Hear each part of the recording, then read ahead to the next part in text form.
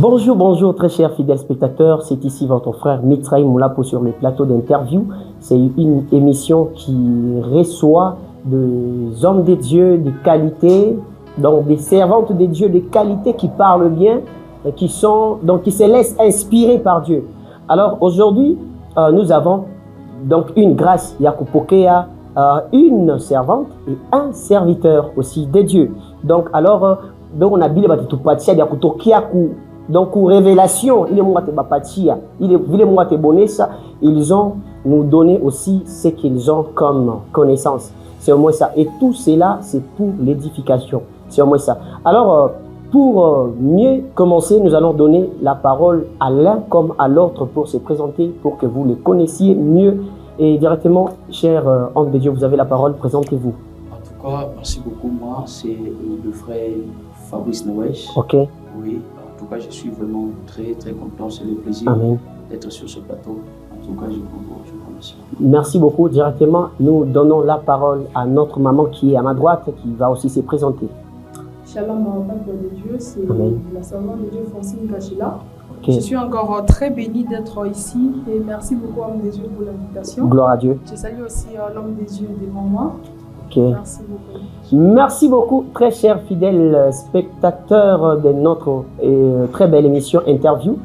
Directement, comme d'habitude, tout est normalement comme ma question parce qu'il y a de ces questions, on a perturbé Bantu, Pitia. Alors cette émission est faite juste pour l'édification particulière. Comme ma question est tukuyaka nguvu kuy résoudre ma verset trouillard nguvu y comprendre, mais avec donc ensemble avec les hommes de Dieu, nous allons comprendre ce qui est de l'édification divine. Alors directement, nous allons poser la première question que l'un après l'autre aura à répondre. La question est la suivante. Pourquoi Jésus parlait-il en parabole alors que tous avaient besoin de comprendre? Pourquoi Jésus parlait en parabole alors que tous avaient besoin de comprendre? La première question sera d'abord destinée à notre très chère maman qui va répondre avant que l'homme de Dieu réponde. En tout cas, merci beaucoup, homme de Dieu, pour la question. Alors, la question nous dit, pourquoi Jésus parlait-il en parabole alors que tous avaient besoin d'apprendre? Alors, premièrement, c'est pour révéler aux uns et cacher aux autres. Vous allez vous demander pourquoi je dis ça, parce que quand Jésus parlait, il ne parlait pas pour donner des informations, mais il parlait pour toucher les cœurs. Il donnait un mystère du royaume. Alors ces mystères-là étaient réservés aux gens qui avaient un cœur disposé. C'est pourquoi on va lire en Matthieu 13, le 11e verset. On va voir ce que la Bible nous dit. La Bible nous dit, Jésus répondit, « Parce qu'il vous a été donné de connaître les mystères du royaume des cieux et que cela ne leur pas été donné. » Ça veut dire qu'il y a une catégorie de gens que Dieu avait choisi d'écouter ces bonnes nouvelles-là. Alors, vous allez comprendre avec moi que Dieu nous a donné le choix de choisir. Tu dois choisir, soit tu choisis la lumière, soit tu choisis les ténèbres. Alors, une fois tu choisis la lumière et ces mystères du royaume t'est intéressé. Vous voyez? Alors, c'est pourquoi Jésus parlait aux gens qui avaient ces cœurs sensibles, ces cœurs disposés afin de recevoir cette bonne nouvelle qui allait changer leur vie. Ça dépend de leur choix. Ils ont accepté Christ et Christ parle à leur cœur. Il ne parle pas à leur tête, il parle à leur cœur. Alors c'est avec le cœur qu'on croit que Christ est mort et il est ressuscité. Et c'est avec ces messages-là que la Bible nous dit que la foi vient de ce qu'on entend. Et ce qu'on entend, c'est la parole de Dieu. Alors quand Jésus parlait, il parlait directement au cœur. Quand le cœur est touché, et directement la foi va se montrer et va entrer en acte. Alors c'est pourquoi il y a des gens... Il y a des gens qui ne sont pas vraiment censés connaître ce qui appartient à notre monde. Voilà. Alors, ce qui est de notre monde, ce qui est chrétien, en fait, les gens qui sont de notre monde, ils vont comprendre ce que Jésus parlait. Et ceux qui n'appartiennent pas au monde chrétien, ils ne vont pas comprendre ce que Jésus parlait. Merci pour cette très belle intervention. Nous allons donner directement la parole à l'homme de Dieu, Fabrice, vous avez la parole. En tout cas, merci beaucoup. La question dit... Excusez. Donc, pourquoi Jésus parlait-il en parabole alors que tous avaient besoin de comprendre? Ok, merci. Premièrement, Jésus n'avait pas besoin que tout le monde puisse comprendre ce qu'il disait. Pourquoi je dis ça? Parce que vous savez, premièrement, la parole de Dieu n'appartient pas aux enfants. Donc la parole de Dieu appartient au Fils. La parole de Dieu appartient à ceux qui ont déjà grandi dans la spiritualité. Donc certainement, il y a de ces gens-là qui suivaient Jésus pas pour comprendre ce qu'il disait, mais pour qu'ils ici les miracles que Jésus faisait. Voilà pourquoi souvent Jésus parlait en parabole. Donc sont ceux qui avaient le cœur disposé, sont ceux au moins qui avaient une idée ou une sagesse de comprendre ce que Jésus disait. Voilà pourquoi il parlait en parabole. Donc, Dieu a collé mais parce que d'après moi, si je peux le dire, la mission de Jésus n'était pas en tout cas, il y a qu'à faire comprendre toute une nation ce qu'il disait, ce que le Père lui a envoyé sur terre. Voilà pourquoi quand il a descendu, il a fait juste sa part. Et voilà pourquoi quelque part, Aliachi a des disciples. Voilà pourquoi Jésus a choisi des disciples. Donc, pour continuer la mission. Donc, Jésus n'a pas fini. Donc, il a juste fait sa part. Et la part restée, c'était la part que le disciple devait continuer. Ouais, c'est ce que je peux dire. Ouais. Merci beaucoup. Il y a une question qui m'est venue parce que la Bible nous dit dans Jean 3, 16. C'est un verset que plusieurs maîtrisent. Donc, car Dieu a tant aimé le monde, il a donné son Fils unique, afin quiconque croit en lui. Quiconque. Là, je viens de capter, Maman Francine vient de dire que, donc il parlait en parabole parce que il y en a de ceux qui ne sont pas de notre monde, c'est ça? Je viens de capter aussi, vous dites que la parole de Dieu n'est pas pour les enfants, mais pour le Fils. Or que la Bible nous dit quiconque croit. Alors, la question est la suivante. Si Jésus était venu pour quiconque croit, pourquoi il parlait en parabole? Et comment est-ce que les gens peuvent croire dans des paroles qu'eux-mêmes ne comprennent pas? Comment? Alors, répondez à cette question. Okay. Vous avez directement la parole. Merci beaucoup. Avant de répondre à votre question, je donne un exemple typique qui est un peu biblique. La Bible nous dit, Jésus dit à ses disciples, voici les signes qui accompagneront ceux qui auront cru à mon nom. Ils chasseront le démon, prieront pour le malade. Donc, vous voyez, il a dit, voici les signes qui accompagneront ceux dont qui m'auront cru. Or, quand vous entrez en réalité des lèvres de Dieu, Aïna Unamini, directement, tu as cette capacité.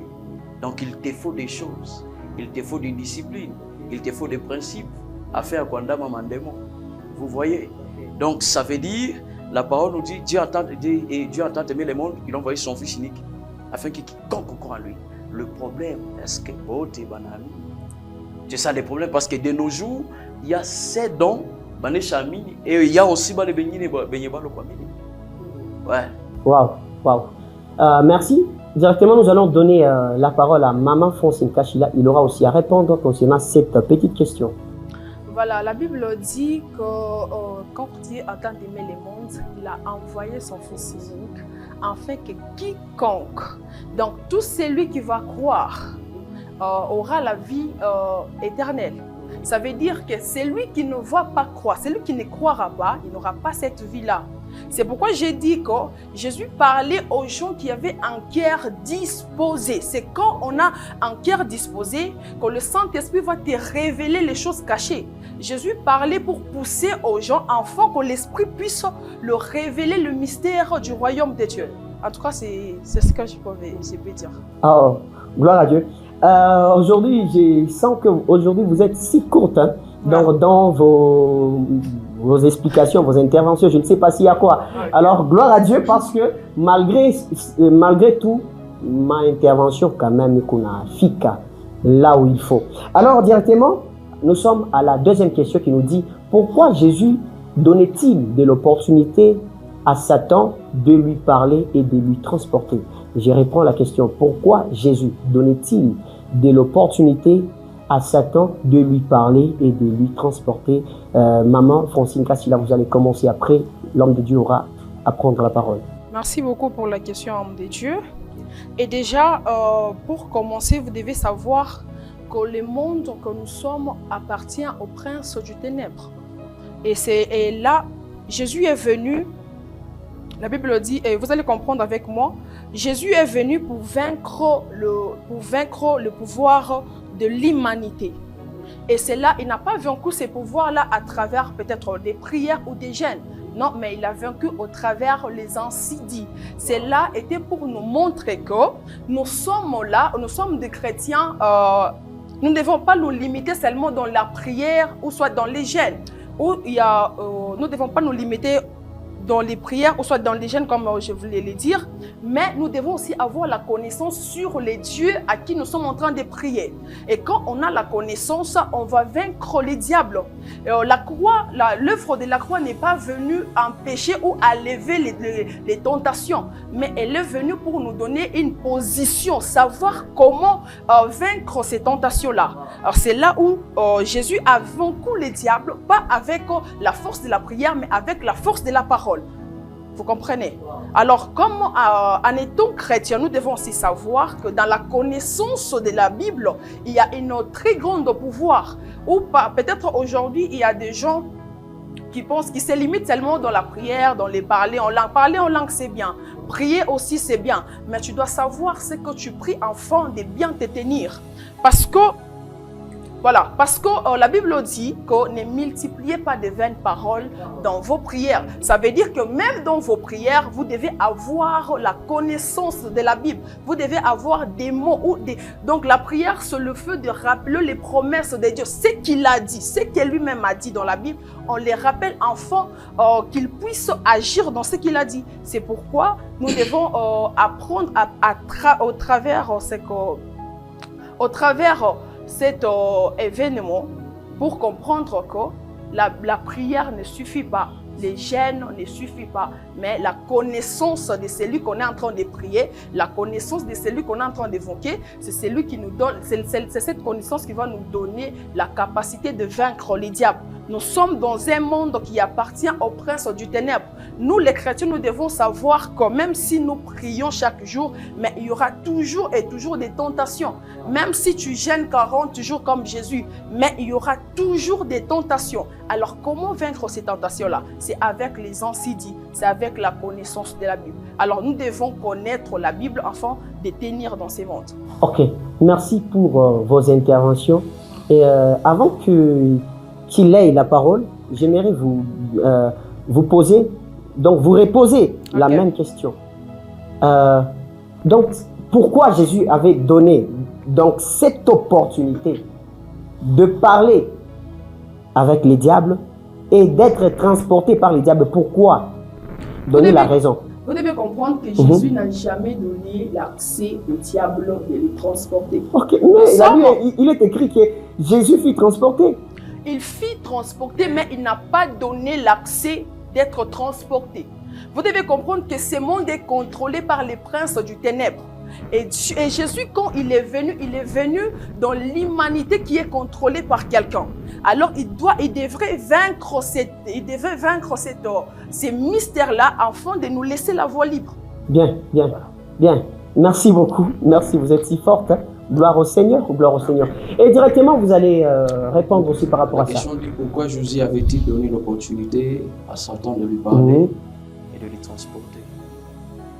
La première des choses, la Bible nous dit le temps que la Bible nous dit malheur à toi la terre. Donc la première des choses, c'est que nous devons savoir Satan ayakuyaka jamais ennemi au monde. Vous voyez. Donc quand Satan a précipité la terre, Dieu n'avait récupéré aucun de ses pouvoirs. Très donc, bien. Très bien. Vous voyez. Maintenant, quand vous lisez dans le livre de Matthieu 4, vous commencez par le premier verset. Donc, vous allez comprendre que Jésus ne lui a jamais donné cette opportunité. Très bien. Or, quand vous lisez la Bible, Jésus venait d'un jeûne de 40 jours. Ouais, il venait d'un jeûne de 40 jours. Mais, chose grave, qu'il a été transporté par le diable. Normalement, qu'est-ce que nous devons comprendre? En tant que chrétiens, nous devons savoir que la marche de Dieu sur terre, c'est une école pour nous les chrétiens. Vous voyez? C'est une école pour nous les chrétiens. Donc quand Jésus a fait sa marche sur terre, il voulait juste nous faire comprendre que peu importe que tu peux prier, tout peut arriver. Vous voyez? Donc tout peut arriver. Ça ne veut pas dire que tu es chrétien, il faut pas maintenant. Donc quand tu es chrétien, la première des choses, tu acceptes le mal ou le bien. Jésus venait d'un jeûne de 40 jours, mais il fut tenté par le diable. Ça veut dire la première des choses que je voulais dire, Jésus n'avait pas donné l'opportunité. Mais il voulait juste nous faire comprendre que tu peux prier, tu peux tout faire, mais le diable sera toujours là afin que tu sois tenté. Or, la tentation, c'est une épreuve. Il est nafanya kake ou yana komea mambo ya Mungu ou yebalo komea. S'il n'y a pas la tentation, donc à tout à jour que ou une catégorie kani ou une catégorie kani. Ouais, donc c'est pas une opportunité. La tentation n'est pas une opportunité, mais plutôt c'est une épreuve. Wow. Vous voyez? Wow. Ouais. Wow. Merci beaucoup. Gloire à Dieu. Directement, tunapita ku troisième question. Mungu quand même, et qu'on a saïdia, le Saint-Esprit de Dieu est au milieu de nous. C'est pourquoi on a pressentir des lourdes révélations. Alors directement, nous sommes à la troisième question, avant que nous enjambions à la question de surprise. Donc, est-ce que vraiment on respecte ces versets de nos jours? Nous allons lire, c'est dans les livres de Matthieu chapitre 26, le verset 13. Nous allons lire au nom du Christ. Je vous le dis en vérité, partout où cette bonne nouvelle sera prêchée dans le monde entier, on rencontrera aussi en mémoire de cette femme ce qu'elle a fait. Donc Jésus on est tourné chat bile tunapasha kufanya donc fashe tutendo peleka habari njema. Hii histoire ya mwanamke ishikosepo. Est-ce que dans ce monde actuellement aujourd'hui, est-ce qu'on le fait? C'est ça la question. Et l'autre question, c'est vous qui aviez commencé? C'est vous? Ok, là c'est vous. Ça va, merci beaucoup pour la question. Qu'est-ce que la question dit? La question dit est-ce que vraiment on respecte ces versets de nos jours? Matthieu 26-13. Donc avant de comprendre ces versets, il faut qu'on relie, je crois dans Matthieu, si je ne m'abuse pas, 10, 26-10. Ok. Donc c'est une femme, quand Jésus mangeait, cette femme en a bouillé, en a mangé le parfum sur sa tête. Et voilà, il dit, ça dit quoi le verset 13? Le verset 13, ça dit, je vous l'ai dit en vérité, partout où cette bonne nouvelle sera prêchée dans le monde entier, on rencontrera aussi en mémoire de cette femme ce qu'elle a fait. Ok. Si moi je peux répondre que de nos jours, nous respectons ce verset selon l'enseignement ou la prédication. Parce que quand vous comprenez bien, là on nous parle du parfum. Vous voyez? Et quand on nous parle du parfum, comme Maïcha d'un chrétien, le parfum symbolise quelque chose, une vie saine. Vous me suivez très bien. Ouais, le parfum symbolise une vie saine. Ça veut dire, quand cette femme est venue et qu'elle a demandé à Jésus le parfum en question, ça veut dire qu'elle est venue présenter ce qu'elle avait devant Jésus. Donc si vous suivez très bien sa vie, il croit Maïcha Yazami, il croit Maïcha Yabouchaf. Quand elle est revenue à Jésus, donc la première des choses, elle a compris qu'est-ce que je faisais là. Aïkoukou ya Mouzouri devant la face de Dieu. Donc qu'est-ce que je dois faire? Donc je dois me repentir. Or quand je me repens, quand je demande la repentance, il faut qu'il y ait quelque chose qu'on sort comme le sang pour me purifier. Voilà pourquoi elle a pris en symbole le parfum. Et directement, elle est venue pour faire une koumangia sur Jésus. Directement parlant, moi je peux dire, elle est venue sceller la prière de sa repentance. Ouais, devant Jésus. Donc ça veut dire, si nous pouvons prêcher, nous pouvons parler sur la femme, Donc, nous ne pouvons pas parler sur ces versets. Par exemple, quand je donne une prédication, par exemple, de la bénédiction.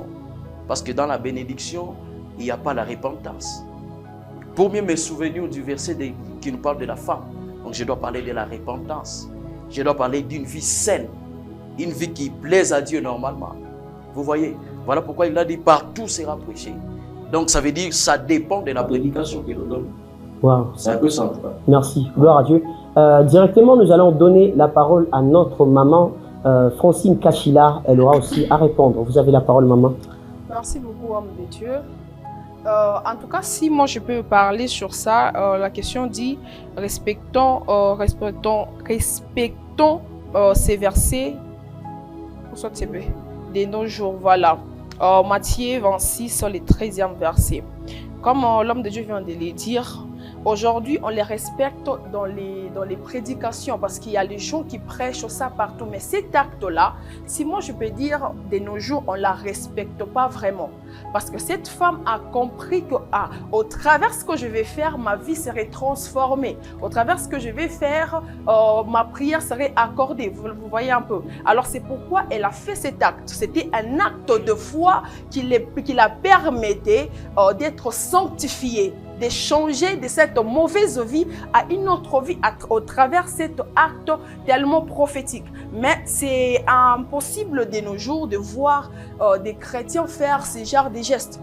Et peut-être il y a les gens qui se disent que non, bon, peut-être si je faisais ça, les gens vont penser, si peut-être j'ai amené quelque chose à l'église, il y a les gens qui vont peut-être penser que j'ai beaucoup. Non, non, mais quand tu sens en toi que je dois faire quelque chose afin que mes prières soient exaucées, là tu dois les faire.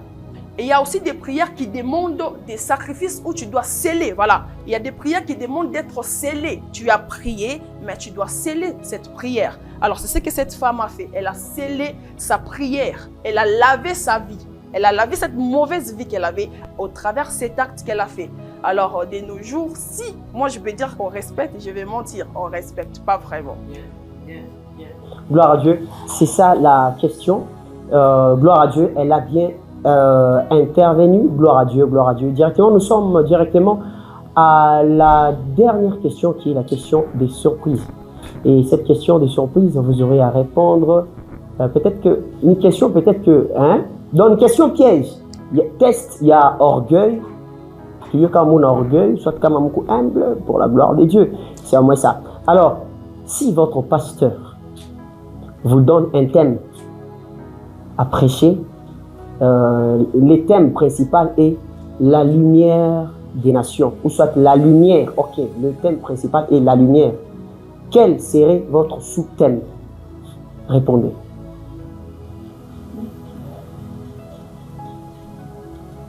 Je réponds à la question. C'est un test d'humilité. Ah oui, c'est là où plusieurs vont découvrir si vous êtes orgueilleux ou humble. Ok? Alors, la question est la suivante. Si votre père spirituel vous donne un thème intitulé La lumière, alors quel serait votre sous-thème pour prêcher? Bon, merci beaucoup. Je pense que je vais un peu intervenir. Bon, pour moi, je ne sens pas vraiment que j'aurais besoin d'un sous-thème, vu que c'est un thème qui m'a été donné par mon père. Et je vais la respecter et prêcher selon ce thème-là. Ou peut-être la question dit seulement qu'on doit choisir un sous-thème. Je ne sais pas. Ok, vous? C'est ça. En tout cas, vous avez dit qu'à mon père spirituel. Ouais. Donc ça veut dire, premièrement, avant de donner ce thème, il savait le pourquoi. Et il avait au moins une vision de ce thème. Ça veut dire, moi, je ne peux jamais contredire un père. Wow. Quand tu me donnes un thème.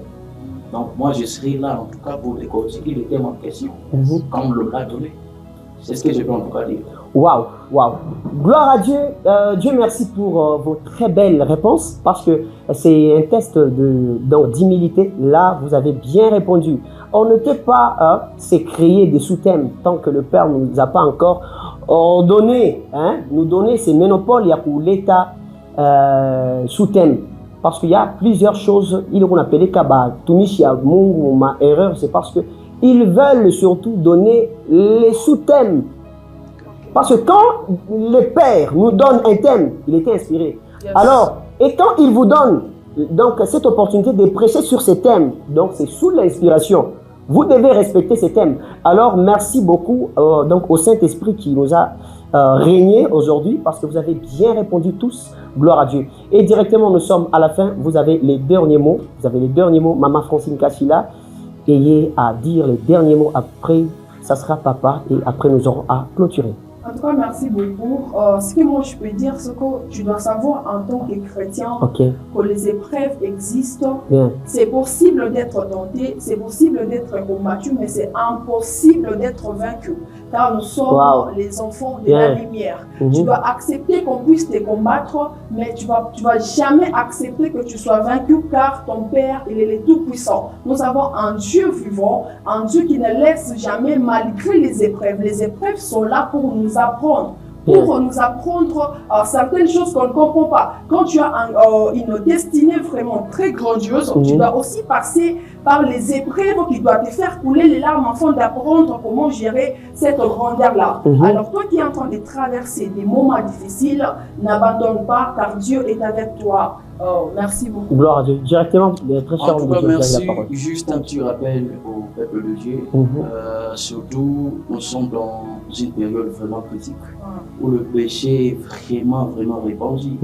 Donc, ce que je voulais faire un rappel au peuple de Dieu, surtout cherchez vraiment Dieu. Cherchez Dieu pendant qu'il se trouve. En tout cas, toi qui étais loin de la face de Dieu, toi qui étais loin de la présence de Dieu, il a encore un grand plan de revenir à Jésus, car il a surtout besoin de toi. En tout cas, merci beaucoup. Merci beaucoup, très chers et fidèles spectateurs. Nous sommes directement à la fin. J'aurais voulu vous dire, donc, heureux l'homme qui supporte patiemment la tentation, car après avoir été prouvé, il recevra la couronne de vie que le Seigneur a promis à ceux qu'il aime. Que personne, lorsqu'il est tenté, ne dise c'est Dieu qui me tente, car Dieu ne peut être tenté par le mal, et il ne tente lui-même par personne. Mais chacun est tenté quand il est attiré et amorcé par sa propre convoitise. Or, la convoitise, lorsqu'il a conçu, enfante les péchés, et les péchés étant consommés, produit la mort. Merci, c'était votre frère Mitraï Moulapou. Nous sommes directement à la fin de notre émission interview. À la prochaine, ciao ciao. Oh my God. Oh my God.